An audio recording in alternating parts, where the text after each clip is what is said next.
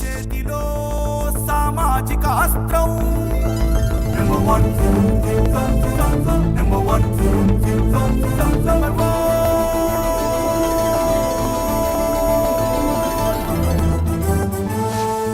Number one. నమస్తే. సామాన్యుడి చేతిలో సామాజిక అస్త్రం నెంబర్ 1 న్యూస్కి స్వాగతం. నేను రవీంద్ర. ఆంధ్రప్రదేశ్ మంత్రి, తెలుగుదేశం పార్టీలో చాలా సీనియర్ నాయకులుగా ఉన్నారు అచ్చెన్నాయుడు.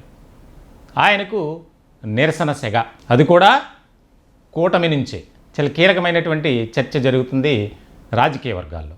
వాస్తవానికి పి గన్నవరం ఉమ్మడి తూర్పుగోదావరి జిల్లాలో ఆ నియోజకవర్గంలో గ్రాడ్యుయేట్ ఎమ్మెల్సీ దానికి సంబంధించినటువంటి ఒక సమావేశం జరిగింది. కూటమి నుంచే ఏర్పాటు చేశారు.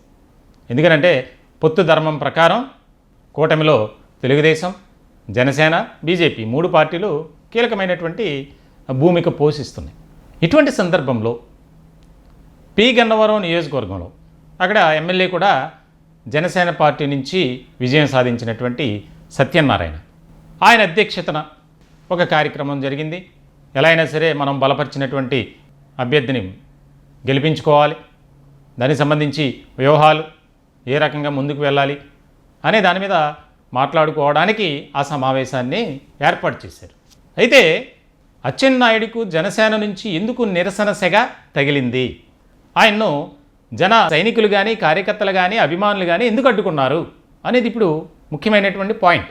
జనసేన పార్టీకి సంబంధించినటువంటి ఆ నియోజకవర్గంలో అక్కడ ఎమ్మెల్యే ఆయనే, జనసేన పార్టీ. కనీసం డిప్యూటీ సీఎం పవన్ కళ్యాణ్ పేరును కూడా ప్రస్తావించలేదు. అది కూడా ఒకసారి అంటే మర్చిపోయి ఉండొచ్చు, రెండోసారి కొంతమంది చిన్న పేపర్ రాసి పంపించారంట డయాస్ మీదకి. అయినా సరే ఆయన దాన్ని పరిశీలనలోకి తీసుకోవాలి. మూడోసారి ఇక అక్కడ ఉన్నటువంటి ఎవరైతే నాయకులు, జనసేన అభిమానులు, ముఖ్యంగా పవన్ కళ్యాణ్ను అభిమానించేటువంటి వారు ఒక్కసారిగా మంత్రికి వ్యతిరేకంగా నినాదాలు చేశారట. ఇప్పుడు ఇదే రాజకీయ వర్గాల్లో ఆసక్తికరమైనటువంటి చర్చ జరుగుతుంది.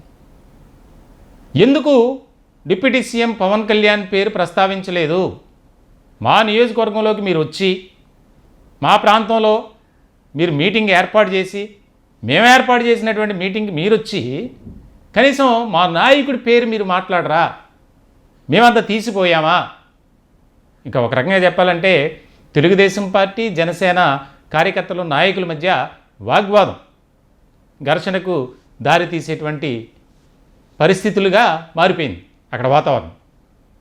సరే, అక్కడ కొంతమంది పెద్దలు కలుగు చేసుకొని నచ్చజెప్పి, అయినా సరే మంత్రి అచ్చెన్నాయుడు చెప్పలేదట. దాంతో ఇక కొంత అక్కడ ఉద్రిక్త వాతావరణం ఏర్పడింది. దీంతో మంత్రి గారు అక్కడి నుంచి వెళ్ళిపోయారట. అంటే ప్రభుత్వంలో కీలకమైనటువంటి వ్యక్తిగా ఉన్నారు పవన్ కళ్యాణ్. 3 పార్టీల కలయిక. వాస్తవానికి జనసేన లేకపోతే తెలుగుదేశం పార్టీ అధికారంలోకి వచ్చేదా? అక్కడ జరిగినటువంటి చర్చ, అసలు మా వల్లే మీరు అధికారంలోకి వచ్చారు, మీరు ఇన్ని సీట్లు గెలిచారు, మా సేనాని, మా నాయకుడు లేకపోతే మీ పరిస్థితి ఏంటి అని చెప్పి ఆయన్ని ప్రశ్నల వర్షం కురిపించారంట. చాలా కీలకమైనటువంటి చర్చ జరుగుతుంది. అంటే గతంలో జరిగినటువంటి పరిణామాలు కూడా ఇక్కడ మనం ఒకసారి పరిశీలించాలి. ఇప్పటికే తెలుగుదేశం అలాగే జనసేన ఈ 2 పార్టీల మధ్య ఏదో ఒక గ్యాప్ అనేది వచ్చింది. అంతర్గత విభేదాలు తారాస్థాయిలోనే జరుగుతున్నాయి, కానీ బిహైండ్ ద స్క్రీన్ అన్నట్లు ఎక్కడా కూడా బయటికి రావట్లా. కొన్ని చోట్లయితే బాహాటంగానే దాని గురించి చర్చించుకుంటున్నారు. ఎందుకు ఈ పరిస్థితి వచ్చింది? అసలు కూటమి అధికారంలోకి రావడానికి కీలక పాత్ర పోషించినటువంటి మా నాయకుడి పేరు మీరు మాట్లాడరా, ప్రస్తావించరా? అది ఇక్కడ పాయింట్. అంటే మరి వారి ఆగ్రహం, ఆవేశం, ఆక్రందన వీటిలో కూడా కారణం ఉంది, రీజన్ అయితే ఉంది.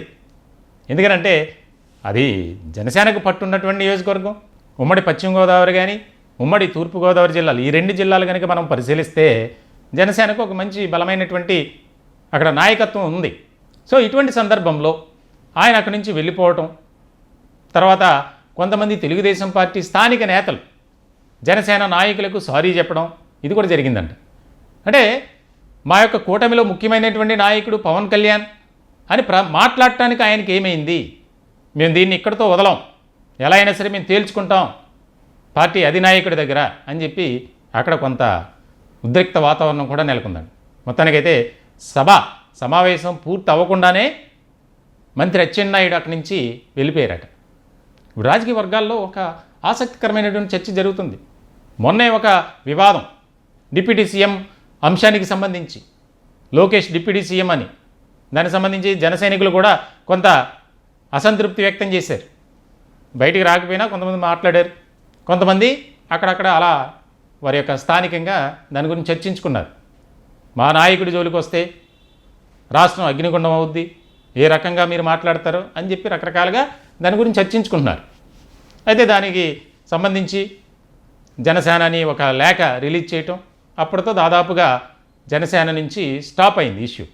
దాదాపుగా తెలుగుదేశం పార్టీ నుంచి కూడా అదే రకమైనటువంటి వాతావరణం. ఇది తాజాగా జరిగినటువంటి పరిణామం. దానిపై కూడా ముఖ్యమంత్రి నారా చంద్రబాబు నాయుడు సీరియస్ అయినట్లు కూడా మనకు తెలుస్తుంది.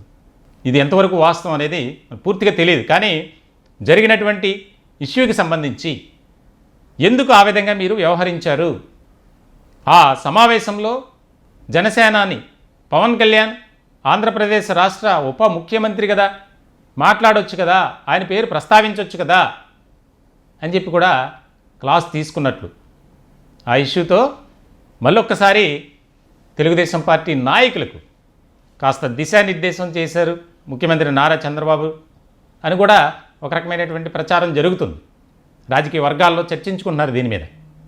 మొత్తానికైతే ఎక్కడా కూడా ఎవరు కూడా సమయం కోల్పోకూడదు, ఇటువంటి కావాలని కొంతమంది క్రియేట్ చేస్తారు కాబట్టి మనం ఒక రకమైనటువంటి దీంతో ఉండాలి, ఎవరు కూడా ఆవేశపడద్దు, ఎలాంటి తొందరపాటు నిర్ణయాలు వద్దు, ఎప్పటికీ కూడా కూటమిలో మనం ముఖ్యమైనటువంటి భూమిక పోషించబోతున్నాం అని గతంలోనే జనసేనని పవన్ కళ్యాణ్ ఆ జనసేన పార్టీ నాయకులకు కానీ కార్యకర్తలకు కానీ అభిమానులకు కానీ దిశానిర్దేశం చేశారు.